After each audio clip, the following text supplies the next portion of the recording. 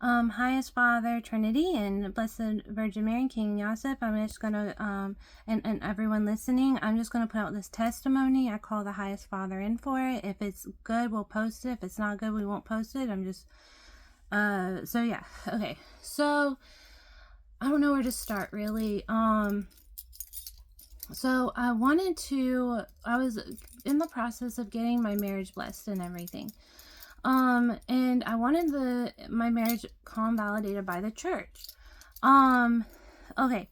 Now we've had amazing, beautiful miracles, and we want all the churches to pick up the true name and everything like that. Okay. So, it's really like amazing testimonies. And, so what I noticed with the validation, I started going through a spiritual attack. Well, this spiritual attack was very heavy, very difficult for me. And it was what's a proper word for it? When that's not triggering. Well, it was like an incubus kind of succubus attack, and I couldn't figure out where it was coming from. And the attack, like that spirit got very physical with me. It was very sexual. It was just very upsetting. You see, so I'm like, where is it coming in at? Where is it coming in at? And so I noticed that the church, the Protestant people pointed out the Dagon hat to me in the Roman Catholic community. And I didn't know, much about that, but it is a fertility god, okay? So this fertility god is something that the Highest Father in the scriptures, he used to destroy their altars, okay? Like King David specifically was destroying that altar. And a lot of times that hat gets kind of pushed under the rug. Like we picked that for Byzantine. Because we wanted a pretty hat. I'm like, y'all can make such a pretty hat and just put that Yeshua fish all around the hat and pretty gold or something. Y'all could do a different hat if y'all wanted to. And that would keep a lot of that stuff out of there. But I learned that the reason they do that is because Simon Kepha was called Satan. So they say, "Get behind me, Satan. You are worried about the things of man, not of God." So they do that in ritual. But the thing is, that spirit is still attacking the church, whether they mean it intentionally or not intentionally. And whether they're serving Satan or not serving Satan, because I think that some popes have evil intentions and some of them are okay, some of them make it to heaven. But the thing is, that spirit is a fertility spirit, okay? So while they're holding services and everything and they're presiding over marriages, here is that spirit trying to marry in with the person, okay? So that spirit tries to marry in through that church, and it's a fertility god. It's a incubus essentially.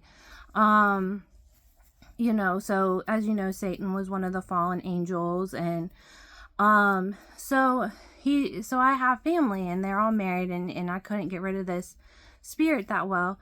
And they're saying it's coming in generationally. And I'm looking at my generations. Well, they were all married through Roman Catholic Church, and I'm like, well, they have I was told they have one of the best institutions of marriage, and I absolutely bless everyone there. Like, I grew up Roman Catholic. Like, when I was a kid, we had the safest schools. We had the safest school systems. We had the best communities. Like, we have amazing parents. When I worked at the schools, they're just so protective. We have like a virtues training program. Everyone's about sexual morality, not immorality. And that spirit is known for its anger, its pride, its anger, you see. So I had a spirit of lunacy, a spirit of madness on me that I had to get abstracted. So I drank the Lord's water and did prayer, and these revelations kept coming to me about this stuff. So I think that they really want, the Holy Royal Family really wants that to reform for them. And that's what's bringing predators into the churches and stuff like that. And the other thing is, because he's dressed up as a secondary creator, a lot of times you'll notice these popes, they'll tell you that they don't want you to pray up. They don't want you to pray up. They're like, there's no such thing as Gnosticism. There's no such thing. And so it's like they're always kind of anti that, you know. And they're just saying, and you know, I honestly, it's like, pray to the highest creator mindfully, you know. That's what one of my messages is, because of that stuff. I do have a message also, because some of those popes do desecrated hosts and stuff like that, which we're talking about with the sacred name. And I do have a whole separate message on that I'm going to have to pray. I really need to dig deep and pray for that. But that is one of the reasons why we're having so many issues in that church. And if you guys would like to change that, just tell your priests and everyone, because it's like, I'm like, well, if the Pope's not, like, I was told, like, if the Pope's not there, or I was like, if the Pope's not there, then, you know, they're just regular ministers are presiding over the marriage. And I'm like, they move up in the system and move up in the system, and that hat is still there, that Dagon is still there, and he's still trying to preside over their marriages, you see? So it's like, why invoke him? You see? Why invoke him? And like, whether they mean it that way or not, you see? And, it's like, why, like when they said to Yeshua, when Satan said to Yeshua, if you're really Messiah, throw yourself on this rock and the Father will save you. Isn't it written that he will make his angels charge over you, that you will not even dash your foot against a stone? And he said, no, Satan, it is written, do not test the Lord your God. So, you know, isn't that testing him a little, you see? And why, so it's like, why create that essence in our church at all? You see, you don't want that bad vibe. And you have this spirit claiming, I married these people, and he wouldn't let go of people, you see. And so I just wanted to explain that to people, because that was one of my reasons for the incubus attack. And I'm like, I'm looking at my local priests, I'm like, they would never do that to me. Okay, they're just beautiful people. They lay their lives down. They lay their lives down for the people. They go out and they read the Bible every day to the people. They're like, come in, we're going to read the Bible to you. And they don't know all that stuff, you see, and they don't get to that level. And a lot of them don't want to get to that level. They just want to be local pastors, you know. I'm looking at those martyrs, like they have a Catholic martyrs charity, and I'm just looking at these people going out and telling people, and they're trying so hard, and the whole time they've been getting the name wrong, and you know, it's just like really sad. And so I just wanted to encourage that change and shift in that system, and to pick up the true name and mindfully pray to the highest God. And even Monad, like even in Gnosticism. Now Monad, he has his own name. Okay, it is the highest name of all, okay? It cannot ever be uttered by man on this planet, you see?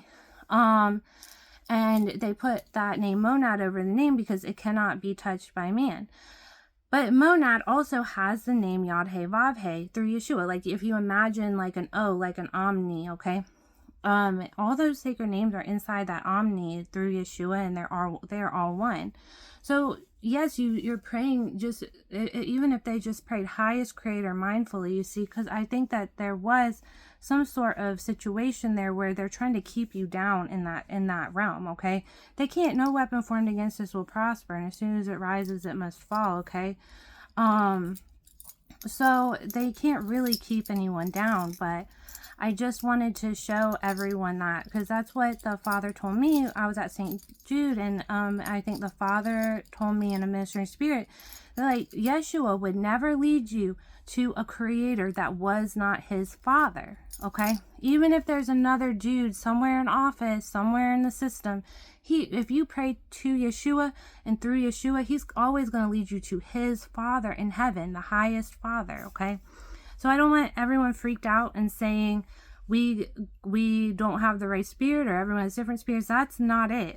It's really just that we have a system error that needs to shift, if at all possible or probable. So yeah, I don't know. I just wanted to let people know that happened to me. And I was trying to, you know, protect my family from it. And I hope that the church is willing to listen to that and that it'll change. And so yeah, I think and yeah, so I also have been given word about a literal desecrated host, and I like to be aware of a literal desecrated host. And so yeah, so there was an issue with that, with the name situation, with the name Jesus. And so you can say Yeshua or Yahushua.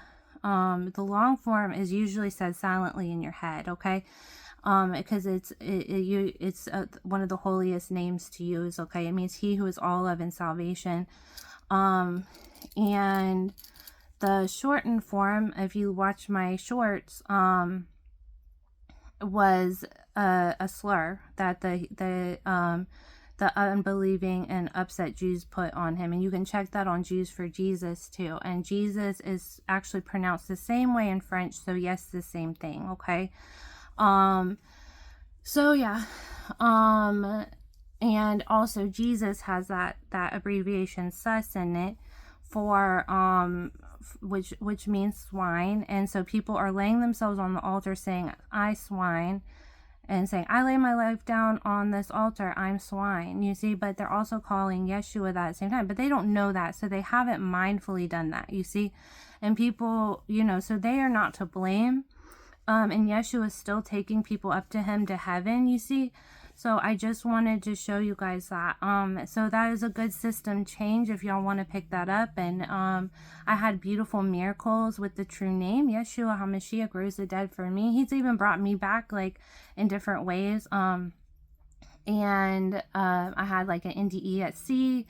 I had, sometimes I get slain in the spirit and I think I'm gone, but I'm not gone, and I wake back up here. So it's kind of fun. But yeah, so I was just letting y'all know that,